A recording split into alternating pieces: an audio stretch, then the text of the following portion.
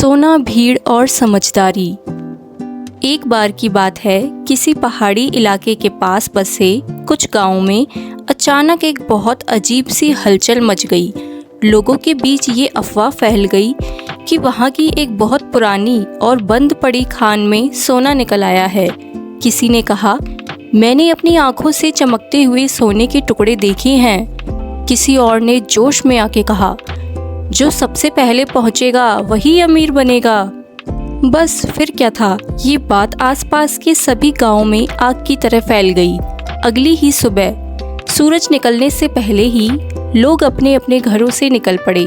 कोई फावड़ा लेकर आया, कोई कुदाल लेकर आया, तो कोई टोकरी और बोरी लेकर दौड़ रहा था। कुछ लोगों ने तो बिना किसी तैयारी के सिर्फ सपनों के सहारे ही खान की ओर भागे चले जा रहे थे। हर किसी के मन में एक ही ख्याल था, आज सोना मिल गया तो जिंदगी बदल जाएगी। रास्ते में लोग बातें कर रहे थे। कोई कह रहा था, अब हमें रोज मजदूरी नहीं करनी पड़ेगी, तो कोई बोला, मैं अपने बच्चों के लिए बड़ा घर बनवाऊंगा। उसी गांव में एक चिंटू नाम का एक साधारण सा आदमी रहता था। वह ज़्यादा पढ़ा लिखा नहीं था, लेकिन बहुत समझदार और सोचने विचारने वाला इंसान था। जब चिंटू ने भी सोने की खबर सुनी तो वह भी खान की तरफ चल पड़ा, लेकिन वह भीड़ की तरह दौड़ा नहीं, बल्कि धीरे धीरे चलता हुआ चारों तरफ का नज़ारा देखता रहा। रास्ते में उसने देखा कि सैकड़ों लोग खान की ओर भाग रहे हैं। कुछ के चेहरे खुशी से चमक रहे हैं, तो कुछ लोग पहले से ही खुद को अमीर समझने लगे थे। चिंटू चुपचाप ये सब देखता रहा। जैसे जैसे वे खान के पास पहुंचा, उसने एक बहुत जरूरी बात नोटिस की।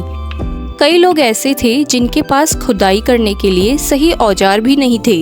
कोई किसी से फावड़ा मांग रहा था, तो कोई कुदाल उधार ढूंढ रहा था।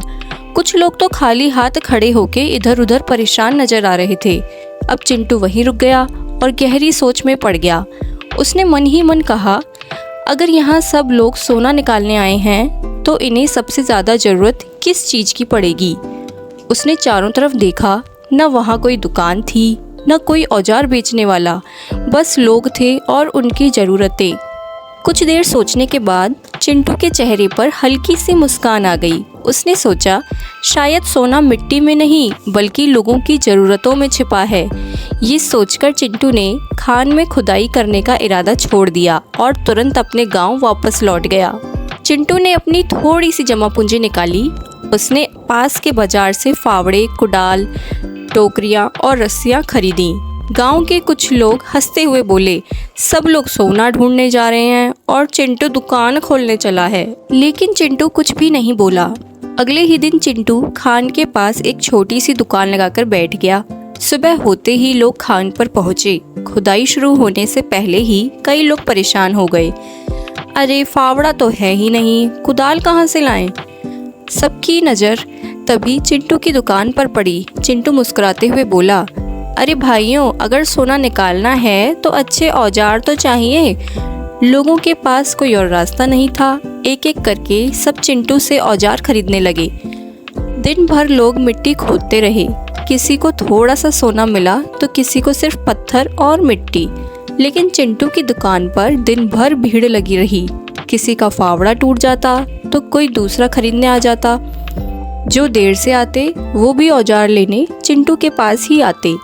दिन बीतते गए। कई लोगों को समझ आ गया कि सोना निकालना इतना आसान नहीं है। थक हार कर बहुत से लोग तो वापस लौट गए। लेकिन चिंटू रोज अपनी दुकान खोलता रहा। उसकी कमाई दिन ब दिन बढ़ती रही।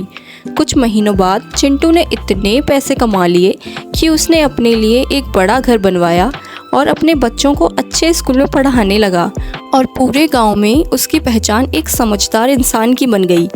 एक दिन गांव के कुछ लोग चिंटू के पास आए और बोले, चिंटू, हमने तो सोचा था कि सोना हमें अमीर बना देगा, लेकिन असली अमीर तो तुम बन गए। चिंटू मुस्कुराया और बोला, मैं भी सोना ढूंढने ही आया था, लेकिन मैंने भीड़ के पीछे भागने की जगह भीड़ की ज़रूरत को समझा।